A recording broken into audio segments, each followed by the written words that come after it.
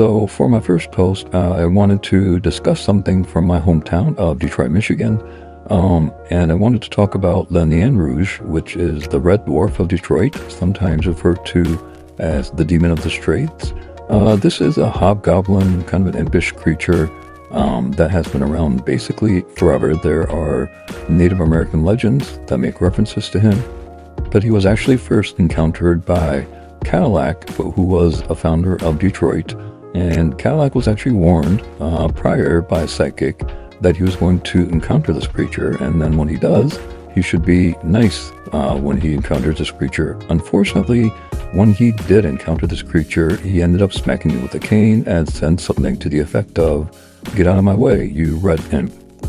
And as a consequence, it is said that Cadillac was cursed and he had lost his fortune, he lost his standing in society. Once he got back to France, he was imprisoned, and pretty much everything was just downhill from there for him. And since then, the red dwarf has become a harbinger of doom, a bad omen, and whenever he's seen, something bad usually follows for the city of Detroit.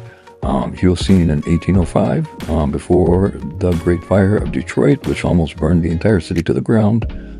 He was also seen in 1968, right before the famous Detroit riots, which also ruined the city. And the last time he was officially seen was actually in 1976, right before a huge ice storm, which knocked out all the power in Detroit City, and basically hasn't been heard from since, at least not officially.